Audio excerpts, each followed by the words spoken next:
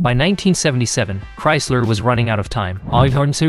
The company once known for bold engineering and muscle cars was now drowning in debt, shrinking sales and cars nobody really wanted. Gas prices were high, government regulations were tightening, and American buyers were chasing smaller, cheaper, more efficient vehicles. Chrysler's muscle was fading. Mopar fans were worried. So Chrysler rolled out a luxury coupe with a Spanish-sounding name, soft leather seats, and a famous actor to sell it. They called it the Chrysler Cordoba. It looked classy. It had chrome trim, hidden headlights, a long hood, and a low-slung roofline. Chrysler wanted it to feel exotic, elegant, and powerful. And to make it unforgettable, they hired actor Ricardo Montalban to be the face of it. If you've ever heard the phrase, "rich Corinthian leather," you can thank him. It became one of the most iconic car ad slogans of the 1970s, even though Corinthian leather didn't really mean anything. It was marketing magic, and it worked, at least for a while. The Cordoba first launched in 1975 and actually sold well. It gave Chrysler a much-needed win in a tough time. But by 1977, the cracks were showing.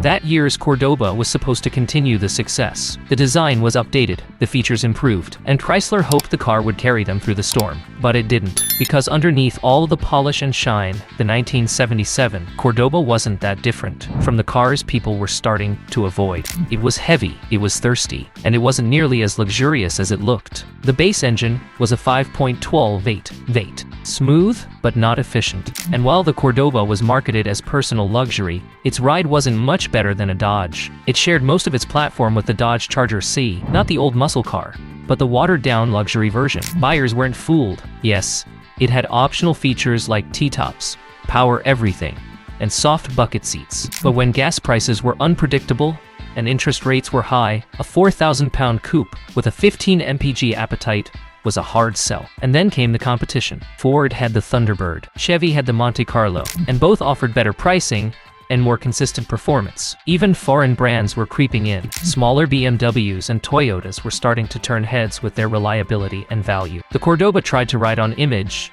but the market was changing fast. And Chrysler, it didn't have the money to keep up. Every Cordoba that sold helped, sure, but it wasn't enough. Chrysler needed a game changer, and instead, they had a fancy-looking cruiser in a world that was shifting toward economy and practicality. By the end of 1977, sales were dropping. The Cordoba had lost its spark. The styling felt dated. The charm of Montalban's smooth voice couldn't distract from the car's weight, fuel thirst, and aging technology. Behind closed doors, Chrysler's leadership was panicking. They had pinned their hopes on a luxury coupe, and it wasn't saving them. The Cordoba wasn't bad, but it wasn't bold. It was a bandage on a company bleeding money and time. And the worst part? Chrysler kept doubling down on that formula. More chrome, more vinyl, more trim packages, but none of it fixed the real problem. Mopar wasn't dying because it lacked luxury. It was dying because it stopped taking risks. The Cordoba was Chrysler's idea of playing it safe, and in the chaos of the late 70s auto market, playing it safe was the most dangerous move of all. But the real storm was still ahead. We'll see what happened next, how the Cordoba turned into a cautionary tale,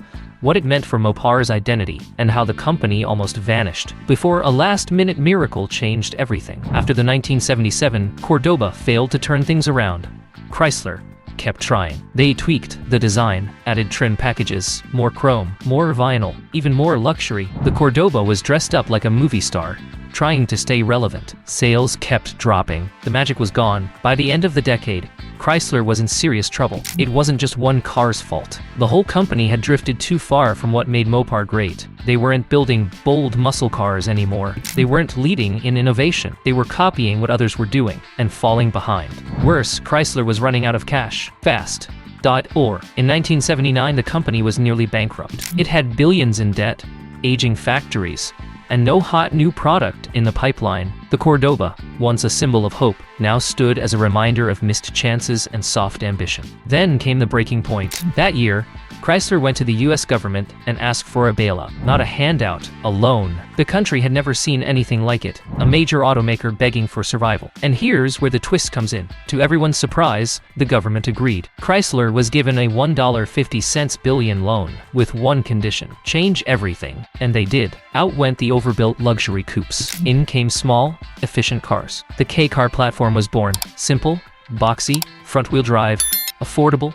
What? Cars like the Dodge Aries and Plymouth Reliant weren't flashy, but they were exactly what buyers needed. Then, Chrysler hit the jackpot. They took that same platform and turned it into the minivan. The Dodge Caravan and Plymouth Voyager exploded in popularity. Suddenly, Chrysler wasn't just surviving, it was thriving. But here's the thing, none of that would have happened without the Cordoba failing first. The Cordoba was Chrysler's wake-up call. It showed that image alone couldn't carry a brand. It exposed how far the company had drifted from reality, and it forced Chrysler to rethink what customers actually wanted. For Mopar fans, it was a painful period. Gone were the Chargers, Challengers, and Roadrunners of old. In their place, soft coupes and fuel-hungry luxury cars, trying to act like Cadillacs. The Cordoba was the face of that, but looking back, it wasn't just a mistake, it was a turning point. Without that failure, Chrysler might have kept pretending everything was fine. The company might have gone down with a smile and a chrome grille. Instead, it faced the truth. It had to fight, and it had to change. The Cordoba didn't save Chrysler, but in a strange way, it helped force the reset Chrysler needed. Today, the name Cordoba is almost forgotten. You won't see it in showrooms. It's rarely shown at car shows. Even Mopar collectors often skip it. But it's part of the story. A car that tried to be elegant while the world was burning, and paid the price. And yet, without it, there might be no Chrysler today. No Hellcats, no Pacificas, no comeback. Sometimes the cars that fail tell the loudest stories. Because the truth is, Chrysler didn't die because of the Cordoba, but it lived because it finally let go of it.